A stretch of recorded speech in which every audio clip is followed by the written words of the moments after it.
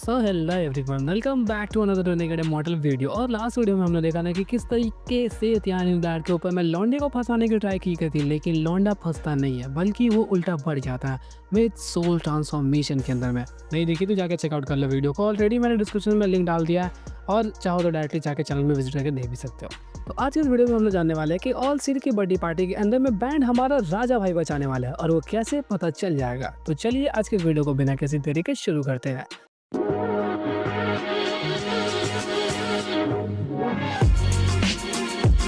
तो जैसा कि हम सभी लोगों ने देखा कि वालिन वहाँ पे मिड सोल ट्रांसफॉर्मेशन से ब्रेक थ्रू कर चुका था और वहाँ पर बर्थडे पार्टी जोरों शोरों से चल रही है। 7 दिनों से सभी लोग उत्सव मना रहे, खा रहे, पी रहे, नाच रहे। इनफैक्ट वहाँ पे कई सारे बड़े बड़े तगड़े तगड़े गेस्ट आ गए, जिनमें से कुछ तो ये नियांग कॉर्पोरियल रिम के अंदर में थे। और वहाँ पर हमारा सेकंड ब्रदर यानी कि शांग ज़ियाओफांग वो काफ़ी ज़्यादा वहाँ पे खुश हो रहा था, क्योंकि अब वहाँ पे कोई कॉम्पिटिटर बचा ही नहीं है। उसने बाकी सभी लोगों को सल्टा दिया। और सिक्स ब्रदर जो कि उसके साथ में लड़ाई कर सकता था, वो पता नहीं कहाँ इतने सालों से बाहर है, इस बारे में किसी को भी नहीं पता। जिस वजह से वो वहाँ पे खुश है कि बस अब मैं ही बनने वाला हूँ कोड डिसाइपल। लेकिन यहाँ पर वालिन ने फाइनली उस ट्रैप को तोड़ दिया जिसके अंदर वालिन को फंसा के गई थी वो औरत, महिला और स्त्री, मतलब तीनों एक ही थी। उसने फंसा दिया था, तो वालिन ने उसे तोड़ दिया मिड सोल ट्रांसफॉर्मेशन में ब्रेक थ्रू करने के ठीक बाद ही। तोड़ने के बाद उसके दिमाग में प्लान आता है, सबसे पहले गुस्सा। सबसे पहले वो जाएगा सेकंड ब्रदर को पीटेगा, बाद में किसी और चीज़ों के बारे में बात की जाएगी। और उसे थोड़ी सी मन में हड़बड़ी इसलिए भी थी कि कोड डिसाइपल किसी और को ना सिलेक्ट कर लिया जाए, क्योंकि फिलहाल वो यहाँ पर है और ऑल सी ने कहा था कि वो उसे सिलेक्ट करना चाहते हैं, जिस वजह से वो हड़बड़ी में था। लेकिन थियानियन ब्रांड के ऊपर में वो नया है, उसे घंटा नहीं पता कि कौन सी चीज़ किस तरफ में है, और उसे ये भी नहीं पता कि हेवन मेंडिंग सेट किस तरफ में है। तो वो वहाँ पे टेंशन में बैठा हुआ था। लेकिन तभी उसे याद आता कि ओहो, मेरे पास एक है कोई जो मुझे हेल्प कर सकता है। तभी उसे याद आता है साओ यूडो। तुम लोगों को पता होगा ये वही सोल है जो कि वालिन को मिला था उस कॉप्स सेट के अंदर में, जहाँ पर वो एक कॉप्स खरीदने गया था और वहाँ पे वालिन ने उसे कूट काट के पकड़ लिया।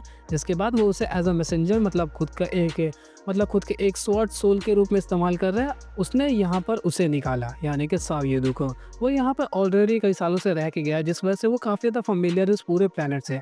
जिस वजह से वालिन ने सीधा वहाँ पे ऑर्डर दिया कि बता हेवेंस फेट सेट किस तरफ में है। तो वहाँ पर साओ यूडो को पता था कि वो किस तरफ में है, जिस वजह से उसने कहा कि यहाँ से तकरीबन 1 लाख किलोमीटर दूर वेस्ट की साइड में हम लोग का हेवन फेट सेट है, मतलब 1 लाख किलोमीटर। साला ये लोग ऐसे हज़ार लाख किलोमीटर बोलते हैं ना, जैसे मतलब इनके लिए कुछ मीटर्स का बात हो। मतलब हमारे लिए मीटर्स भी बहुत ज़्यादा होते हैं, इनके लिए किलोमीटर कोई बड़ी बात नहीं है।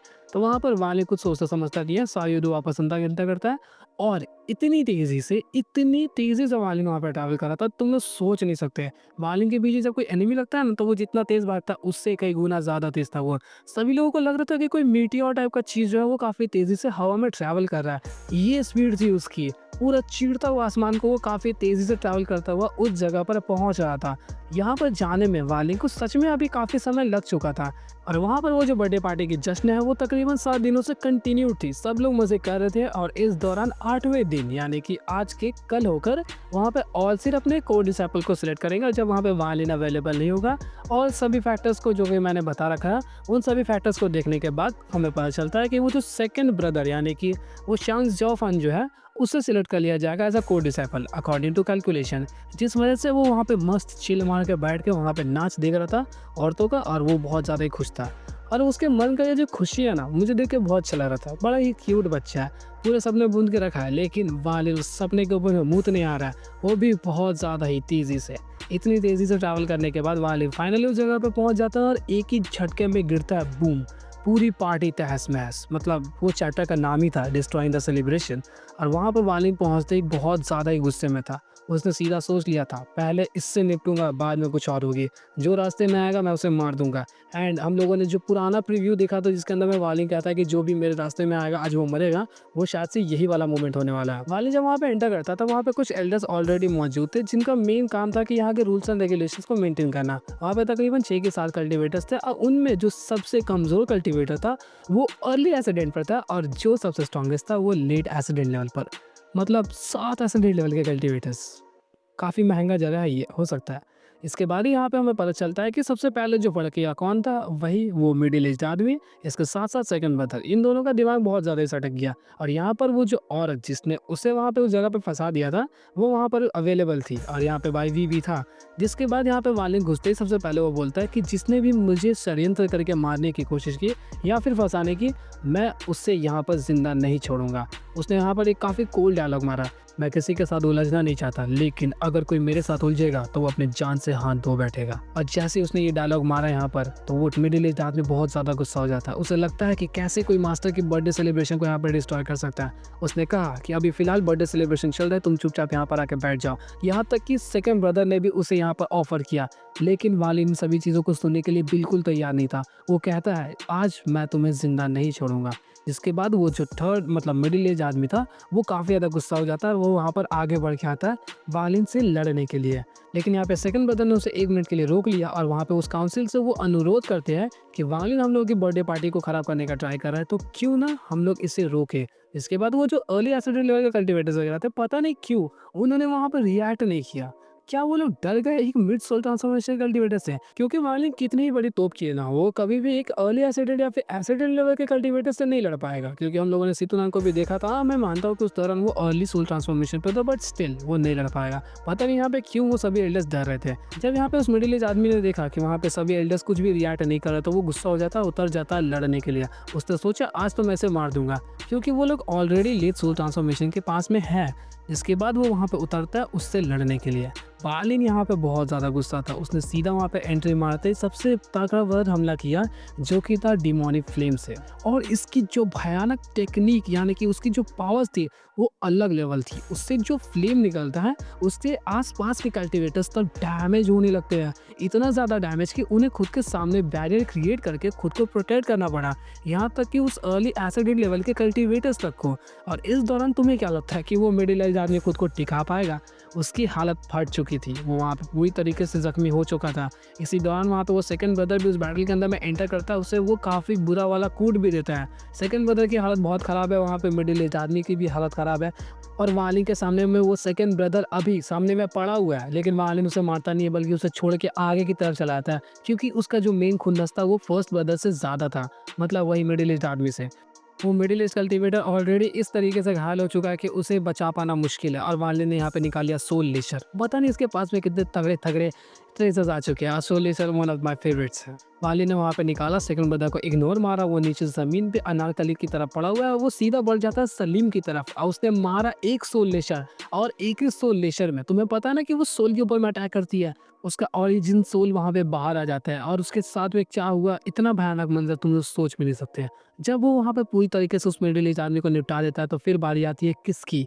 यस, हमारे सेकंड ब्रदर की। सेकंड ब्रदर की मतलब फटी पड़ी है पूरी तरीके से कि कौन बचाएगा, कहाँ से बचाएगा, लेकिन कोई है ही नहीं। और वालिन कहता है अब तुम्हारी बारी। और ऐसा कहते ही वालिन उसकी तरफ बढ़ने लगा।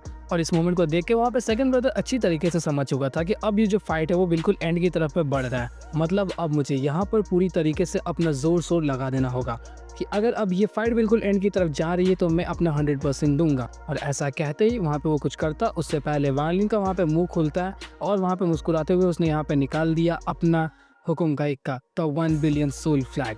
सोल फ्लैग के साथ साथ वहाँ पे सेकंड ब्रदर ने भी अपने स्पेल को इस्तेमाल कर दिया, जिसके साथ साथ उसके ऊपर में 1000 फीट बड़ा सा एंशिएंट डीमन अपने आप अपीयर हो जाता है। इसे देखकर वहाँ पे सभी लोग चौंक गए, क्योंकि मोस्ट ऑफ द कल्टिवेटर्स जानते थे कि ये डीमन कौन है। पास्ट के दौरान इसकी पावर्स बहुत ज़्यादा होती थी और ये एक ऐसा स्पेल है जो कि किसी भी कल्टिवेटर को कई हद तक पावरफुल बना सकता है। इसके बाद उन लोगों की फाइट जो थी वहाँ पे आगे बढ़ने वाली थी, लेकिन वालिन समझ जाता है कि वो जो डीमन है वो इतना आसानी से हारने वाला नहीं होगा। जिस वजह से वालिन ने यहाँ पर एक और मेरा फेवरेट ट्रेजर को निकाल लिया, जो कि था God slaying chariot. God slaying chariot 1 billion soul flag की इस कॉम्बो से वहाँ पे वालिन फाइट करने वाला था। वालिन ने वहाँ पे अपने सभी के सभी प्राइमरी सोल्स जो भी उसके 1 बिलियन सोल फ्लैग में बचे हुए थे, उन सभी को एक साथ निकाल देता है, उस डीमन के ऊपर में हमला करा देता है। लेकिन वो डीमन इतना ज़्यादा पावरफुल था कि उसने उन सभी को वहाँ पे डॉज कर दिया। इनफैक्ट उसका हमला उसके ऊपर में काम तक नहीं करता। वो ऑलरेडी डीमन जो है उन सभी सोल्स के बीच में घिरा हुआ था, लेकिन वहाँ पर सेकंड ब्रदर को इन सभी चीज़ों से फ़र्क नहीं पड़ती, बल्कि वो वहाँ पर बस एक डेडली स्माइल कर रहा था। इसी दौरान वो डीमन ऐसे कई सारे हमले करता है जिस वजह से वो सभी सोल्स वीक पड़ जाते हैं। इसके साथ-साथ उसने अपने हाथों से कुछ स्पेल्स को क्रिएट किया, जिस वजह से वहाँ पर एक बड़ा-सा वोर्टेक्स क्रिएट हो गया, जो कि रेड कलर का था और वो सभी के सभी प्राइमरी सोल्स को अपनी तरफ में ऑब्ज़ॉर्ब करना भी शुरू कर दिया। और इस दौरान तक यहाँ पर सेकंड ब्रदर जो क्रीपी स्माइल दे रहा था ना, सच में ये बैटल में बहुत मज़ा आने वाला है क्योंकि अलग लेवल का ये बैटल होगा। इस मोमेंट को देखकर वहाँ पे सभी लोगों की बिल्कुल हालत ख़राब थी क्योंकि ये एक ऐसा बैटल था जिस बारे में किसी ने भी एक्सपेक्ट नहीं किया था एंड सब लोग इससे ऑब्वियसली इंजॉय कर रहे थे वहाँ पर। और जब वालिन देखता है कि यहाँ पर उसके सभी प्राइमरी सोल्स पूरी तरीके से ऑब्जॉर्ब हो चुके हैं तो उसके पास में कोई चारा नहीं बचता, बल्कि उसने यहाँ पर गॉड स्लेइंग चैरियट के उसके ट्रैप को खोल दिया। मतलब जैसे वहाँ पे गॉड स्लेइंग चैरियट का बीस्ट पूरी तरीके से छूट जाता है तो उसके सामने कुछ भी आ जाए उसे फ़र्क नहीं पड़ता, कितना ही पावरफुल कुछ भी क्यों ना हो। वो बस सोचता है मुझे सामने वाले पर हमला कर देना है, और उसने सीधा उस डीमन के ऊपर में हमला कर दिया। इस दौरान वो डीमन जो था वो कुछ कदम पीछे की तरफ हट जाता है और उसके ऊपर में थोड़ा सा हावी हम लोगों को गॉड स्लेइंग चैरियट नज़र भी आया। लेकिन इस दौरान यहाँ पे सेकंड ब्रदर ने कुछ ऐसे स्पेल्स का इस्तेमाल किया जिस वजह से वो जो डीमन था वो और भी ज़्यादा पावरफुल हो गया। लेकिन इस दौरान तक ये जो ब्लैक एश था वो सेकंड ब्रदर के ऊपर में भी पड़ रहा था, क्योंकि ये एक ऐसा हमला है जिस वजह से उसके ओनर के ऊपर में भी काफ़ी ज़्यादा ब्लैक एश होता है, जिस वजह से यहाँ पे सेकंड ब्रदर की हालत भी बहुत ज़्यादा ख़राब हो चुकी थी। जैसे ही इन लोगों का वो जो टेरिबल बैटल था और भी नेक्स्ट लेवल की तरफ बढ़ता तो वहाँ पर गॉड स्लेइंग चैरियट कुछ कदम पीछे की तरफ हटने लगा, मतलब उसके ऊपर में अब वो डीमन भारी पड़ रहा था। इस दौरान इन दोनों का बैटल बहुत ज़्यादा इंटेंस हो चुका था और सेकंड ब्रदर के ऊपर में उन सभी ब्लैक एश का काफ़ी भारी इफेक्ट भी पड़ता है, लेकिन वो वहाँ पर बिल्कुल भी रुकने का नाम नहीं लेता। उन लोगों का बैटल और भी ज़्यादा इंटेंस होता जा रहा था, जिसे देखकर पब्लिक वहाँ पे कपड़े फाड़ रही थी। लेकिन तभी काफ़ी तेज़ी से वहाँ पर एक आवाज़ आता है चिल्लाने की। वो एक मिडिल एज आदमी की आवाज़ थी, शायद से ओल्ड मैन की, और उसने वहाँ पे चिल्ला के कहा तुम यूं ही एंशिएंट डीमन स्पेल का इस्तेमाल नहीं कर सकते। और इस बात को सुनते ही वहाँ पर वो जो गॉड स्लेइंग चैरियट था ऑलरेडी वो फाइट में हारता हुआ नजर आ रहा था, लेकिन सेकंड ब्रदर ने वहाँ पर उस एंशिएंट डीमन को रोक दिया, जिसका मतलब कि ये जो आदमी जिसने भी चिल्लाया वहाँ पर उसकी रेपुटेशन बहुत ज़्यादा थी। फिर इसके बाद हमें पता चलता है कि ये जो फाइट है वो वहीं पर रोक दिया गया है और वो आदमी जिसने यहाँ पर चिल्लाया था वो काफ़ी तेज़ी से वहाँ पर पहुँच गया और उसने एक हाथ से वहाँ पर सेकंड ब्रदर को पकड़ लिया और उसे कहता है कि तुम्हें ऐसा नहीं करना चाहिए था। इसके साथ साथ यहाँ पे हम लोग को पता चलता है कि ये जो पूरा बैटल है वो पूरी तरीके से ठंडा पड़ गया और जो कल्टीवेटर यहाँ पे अपीयर हुआ है इसका नाम ची ली नज़र आता है। इसकी जो पावर्स है वो कितनी ज़्यादा डिस्क्राइब नहीं मिली, लेकिन इसके पास में रेपुटेशन इतनी ज़्यादा थी कि ये किसी भी फाइट को आराम से रोक सकता था, जिस वजह से यहाँ पर वालिन भी रुक जाता है और यहाँ पर सेकंड ब्रदर भी रुक गया। इस चीज़ को देखकर वहाँ पे सभी लोग ज़्यादा नहीं चौंकते क्योंकि सब लोग जानते थे कि इनका ओहदा कितना ज़्यादा हाई है। इसके बाद यहाँ पर उस चीली ने सभी लोगों से माफ़ी मांगा कि इतने बड़े समारोह के अंदर में इतना बड़ा भयानक बैटल हो गया। लेकिन वहाँ पर वो जो 8 एल्डर्स की 7 एल्डर्स नहीं थे एक्सीडेंट लेवल वाले, उन लोगों ने कहा कि हम लोगों ने एक्चुअली में इस फाइट को एंजॉय किया, जिस वजह से हमें इस चीज़ से कोई भी खेद नहीं है। इनफैक्ट वहाँ के गेस्ट ने भी यही बात कही। होता है ना कि दो लोग लड़ रहे हैं तो साइड से मजे लेने वाले बहुत कोई होते हैं और मैं भी उन्हीं कैटेगरी में हूँ। इसके बाद चीली वालिन की तरफ में मुड़ता उसे कहता है कि ऑल सिर्फ तुम्हें एक अच्छे डिसाइपल के रूप में दिखते हो तो तुम कृपया करके थोड़ी सी हद में रहो और संभल के रहना। और ऐसा कहते ही वो वहाँ से चले जाते हैं। इसके बाद वालिन का पूरा गुस्सा ठंडा हो गया, पता नहीं कैसे, जिसके बाद वो वापस से उस सीट पर चला जाता है जहाँ पर पर्पल डिविजन के सभी डिसाइपल्स बैठे थे। मतलब तुम्हें पता होगा सब तो अवेलेबल नहीं था, लेकिन वालिन वहाँ पर बैठ जाता और चाय का कप लेके चाय पीना शुरू, सॉरी वाइन थी वो। इसी के साथ आज की इस वीडियो को यहीं पे एंड करता है। होप कि आप लोगों को वीडियो अच्छी लगी होगी और अगर अच्छी लगी है तो लाइक मारो दबा के। मिलता है आपसे एक और इंटरेस्टिंग वीडियो के साथ, तब तक के लिए गुड बाय।